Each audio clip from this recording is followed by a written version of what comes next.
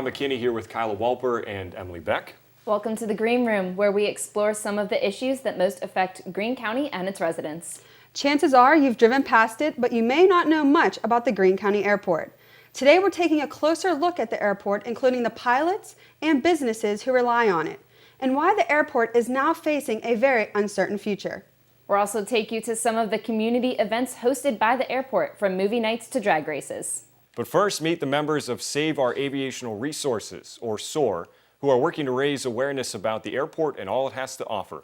Emily Bennett takes us outside the studio to learn more about their mission. Nestled in the middle of the county, Greene County Airport is not widely known, but for one organization, it is a treasure. Support Our Aviational Resources, or SOAR as they call themselves, are trying to bring awareness to this rural airport and educate the public about aviation. SOAR is a group of pilots on a mission to raise awareness of the Greene County Airport and educate the public about the benefits of aviation. This airport is just such a tremendous asset to the community. I mean, it really is. From an educational standpoint, aviation encompasses every aspect of science, technology, engineering, and math. I mean, it really does. We have mechanics, we have pilots, we have engineers that are members of our group. Aviation education is a tremendous boon to any area's economy. Right? If you're teaching kids how to turn wrenches on airplanes, or if you're teaching kids how to be pilots, those people become successful. They make money and they bring it back to the community. SOAR has also started their own flying club to train those of all ages to become pilots and help sponsor students who are in this process. It's very active. We have 11 members. Quite a few of those guys are what I call learn to flies. They're not pilots that are just trying to knock the rust off. The SOAR sponsored a young man to get his private certificate who's still a high school kid. He's a member of our group. He comes to all the meetings, and we've been able to absorb some of the costs for him as we sponsor his flight training. We have people who learn to fly here, started as a private pilot. There are people that are going up the ladder that are wanting to get instrument ratings, which means you can fly an airplane in the weather when you can't see outside. There are people that want to get their commercial licenses. A year and a half ago, the Flight Club bought its own aircraft. With this plane, the costs are minimal to members who want to receive flight training. SOAR now has 4 instructors. I try to make sure that they learn how to fly the airplane. I make sure that they're safe, and I also make sure it's just my policy to have fun. SOAR is very active in the community, yet many people don't even know the airport exists. It's been around since the late 30s, and many pilots have gotten their start here at Greene County Airport, including some of SOAR's members.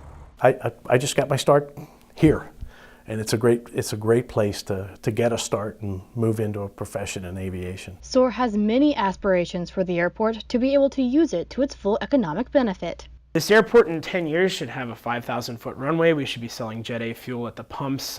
We should have an FBO, which is a fixed base operator, a company that has airplanes and is maintaining airplanes and doing things on the field. We should have air traffic every day. But these plans for the airport are a tough sell in a rough economy, and it seems county officials have a very different vision for the airport. The future is now foggy at best, and SOAR members feel grounded in their attempts to go up against politics. Some concern because the county sees this as a piece of flat land near the interstate that could be developed in other ways than the airport. So we've tried to keep it in front of them as an airport and the economic advantages of having an airport in the county, especially with the gas development. Our main concern is that in a democracy, the aviators are a minority. The airport has experienced cutbacks over the years. They no longer have an air traffic controller, and the county reassigned all of its employees who used to work here. Many people who have only heard about the group SOAR think they run the airport, though this is far from the case. This organization has no authority, and I think that there's a misconception that SOAR is the airport authority, that we have some sort of, that we've been deputized in some way to be in charge of something, and we're not. We're just a bunch of guys and girls that really care about aviation and want to show people. My ultimate vision of SOAR is to have it be some sort of committee airport authority that actually has some authority to make decisions about the airport, within reason, of course. This airport means so much to many people. The founder of SOAR has been a pilot for U.S. Airlines for over 30 years, and it all started at the Greene County Airport. Again, hanging on the fence. Some guy took me for an airplane ride, an airline pilot at the time, and I got the bug. It's a dream that may no longer be possible for potential pilots in the future if SOAR's wings get clipped for good. For WCTV, I'm Emily Bennett. 5 years ago, the county had big plans to transform the airport here into a commercial airport park, complete with a hotel and restaurants, but those plans have not yet materialized. And that begs the question, what will become of the airport now? Reporter Harry Oakes talked with Greene County Commissioner Blair Zimmerman to learn more about these plans and the uncertain future of the airport itself. There is a dilemma that hovers over the Greene County Airport. It's a prized possession for its history in the county, but also for its property value. That is the most prime piece of property in Greene County. It's 20 seconds away from the interstate. It's 20 minutes away from 70. It's half hour away from 68. About 15 planes are hangared there, most of them from other counties. It only operates as a daytime airport and is too small for corporate planes to fly in. For 15 planes, the airport does not make Greene County any money. The county could upgrade the small local airport to comply with the FAA requirements that would follow, but compare all the costs of that with another potential. People want a nice sit-down restaurant, whether it be, like an Olive Garden, Permane Brothers, I could go on and on, but we're trying to get something like that into the county. Past county commissioners had designated 6 acres of that area for developments that would start enhancing the county's economy. But I want to look to the future, whether it be 10 years from now or 50 years from now, we need to look beyond the present, for opportunities for citizens of Greene County. As of now, no businesses have made offers to buy the land from the county, and until that happens, the airport dilemma is temporarily settled. The airport is fine for now. For WCTV, I'm Harry Oakes. Next on the Green Room, Zach Schnegg takes us to the airport family restaurant, complete with a food review. Stay tuned.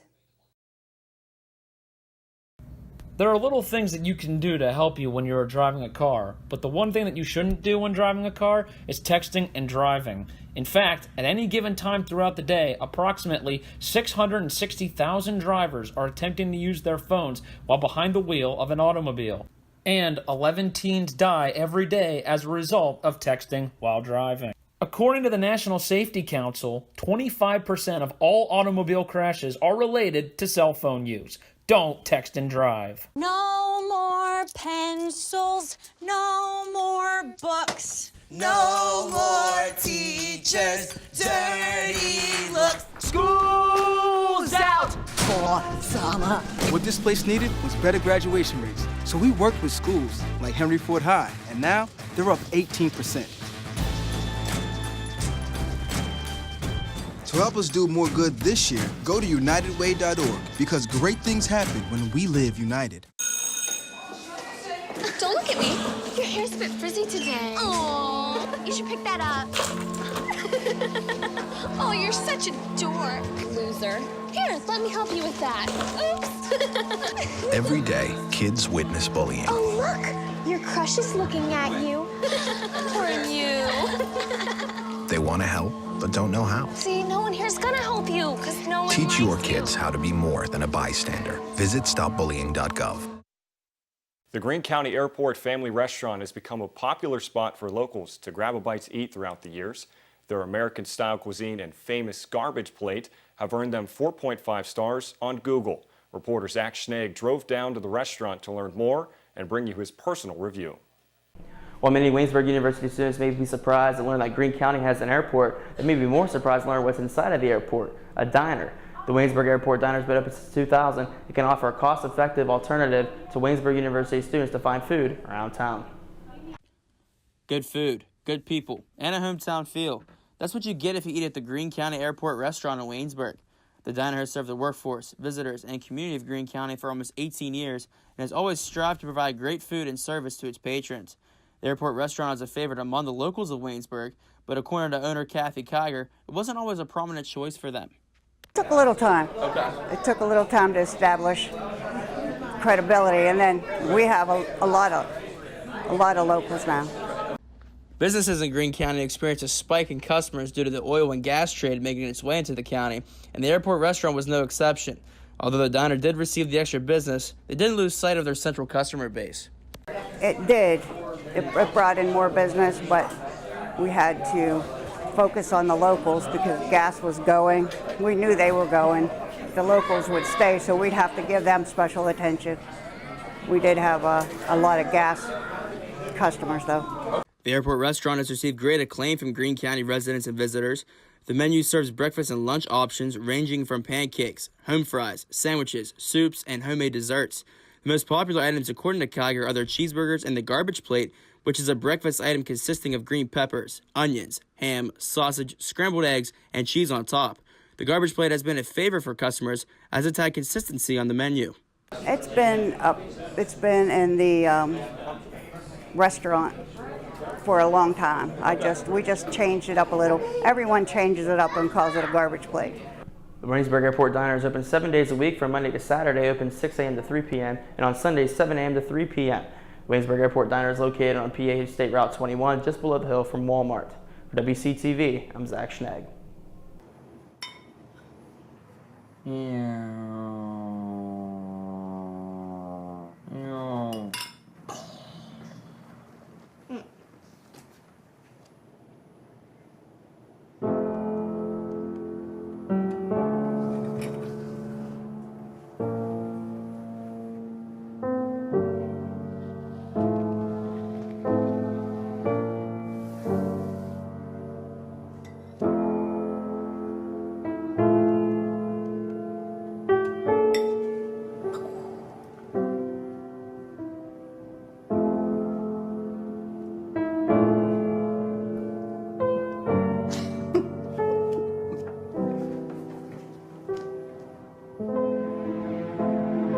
In your new role, we help you help.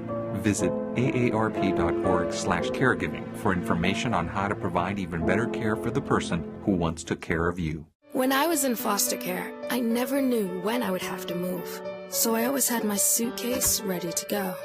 Then one day, I was adopted. My new parents opened their hearts and home to me. My parents cook my favorite breakfast for me every morning. My parents take me on trips I never thought I would go on. They gave me a home and an even better reason to use that suitcase. My parents aren't perfect, but they're perfect for me.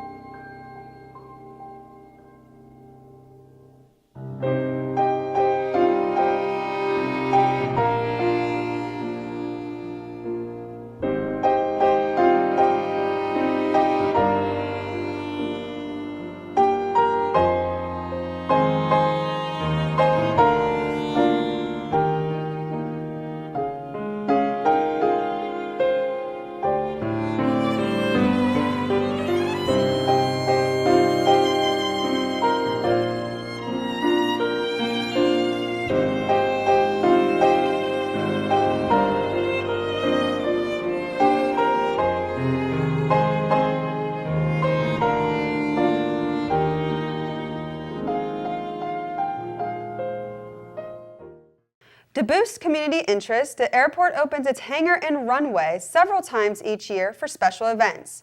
One of the most popular is the Flashlight Drags, featuring a car show, car cruise, vendors, music, and food. The race itself is an eighth of a mile that stretches along the airport runway and is produced by Altered Gas Performance Events. WCTV's Paul Hicks takes us around the turns and behind the wheel at the Flashlight Drags.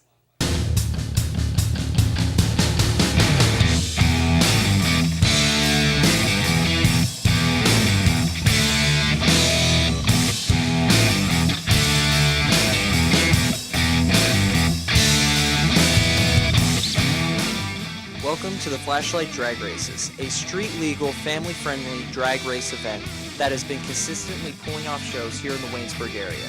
This event gives people the chance to show off their cars in a safe, legal way. No car is excluded to race as long as your car meets the many safety requirements listed on the website, flashlightdragraces.com. Beautiful. Andrew is the first on the scene to check out some of these cars.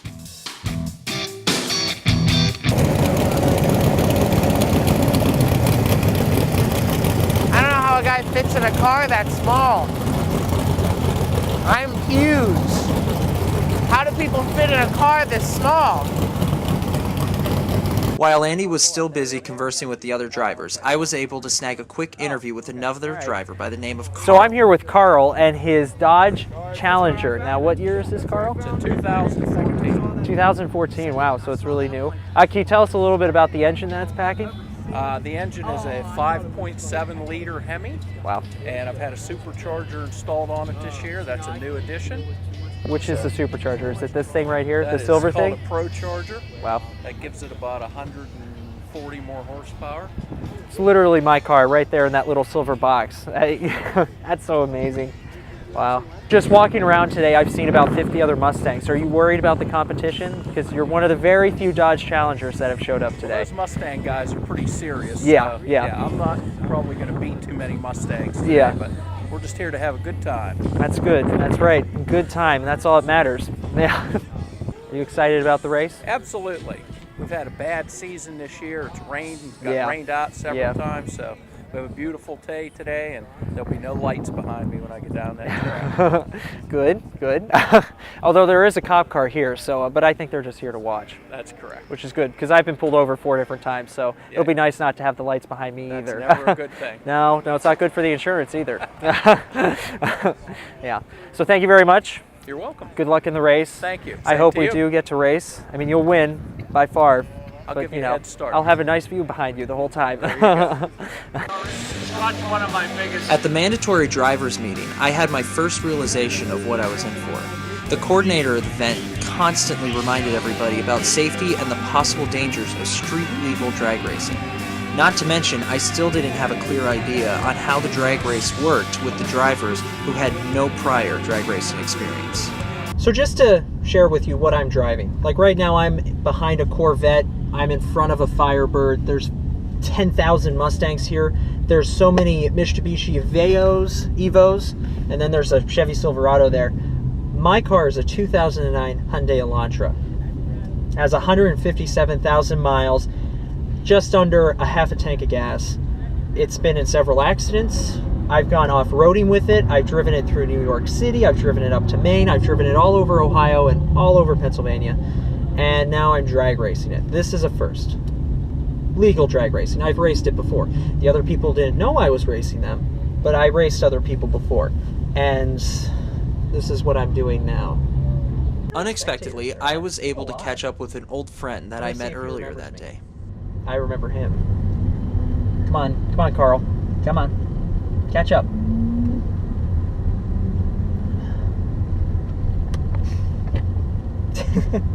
All right, I get to race him.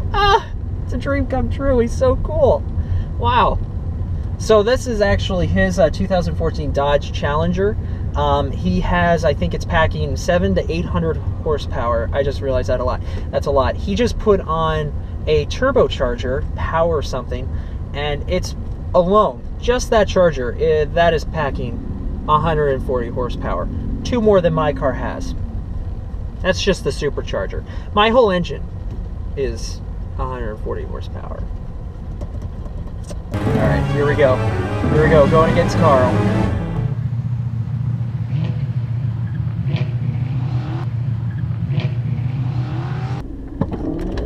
Yeah! He's winning. He's really far up there. Ooh, 40 miles an hour. 55 miles an hour. 65. Cross the line, 65 miles an hour. Yeah.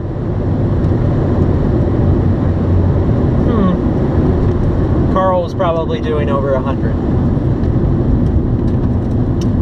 Oh boy. Jesus, there's more people coming down the track already. And indeed they did, even though I lost miserably to a car that I could not have possibly beaten. Throughout the rest of the day, hundreds of cars came barreling down that 1/8 stretch of a mile. Everything from Firebirds to Mustangs and even pickup trucks were able to show their roar. At the Flashlight Drag Race, it seemed every car was created equally to race. And that's why it was the perfect opportunity for me to race against the mighty Mustangs and their turbo-crazed Challengers. There was a feeling of fulfillment watching these proud cars tear up the track.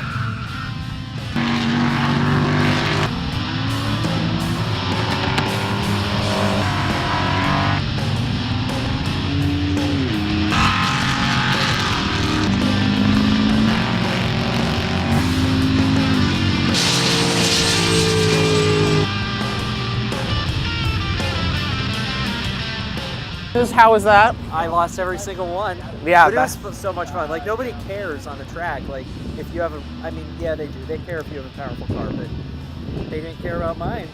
Yeah, I clearly. mean, people during the drivers' meeting, they all laughed when Paul mentioned I was driving a Elantra. Every single one of them. But it was worth it. I would do it again and again and again. It was so much fun. What's going now? The F-150 that beats your butt? No, that's a Dodge, and that's a Mustang. Look at how fast. I would cross the finish line at 70 miles an hour, and the other people would already be turning the back or the bottom of the track here. It's because they were going like 100. Yeah. And you were going 70. But hey, I mean, yeah. This was a lot of fun. Was it worth it? Yeah. Do you think you blew out your engine at any point? Probably. My parents are going to be really mad when they find out what I've done today. Everybody felt at home. It didn't matter who you are or what level of interest you had in your vehicle. All that mattered was you were able to relax, hang around with friends and family, and most importantly, watch these amazing feats of machinery do what they were made to do. From the wise words of Ferrari founder Enzo Ferrari, what's behind you doesn't matter.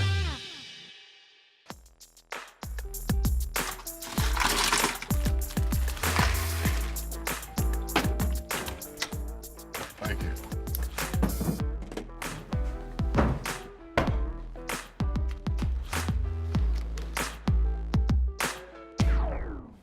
You got a king?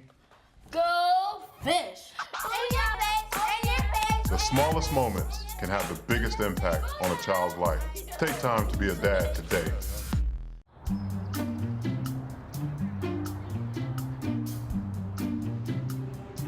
Don't worry, 74 people were picked before me in the NFL draft. To fight childhood obesity, United Way and the NFL are helping kids play at least 60 minutes a day. Okay, time for the team obstacle course.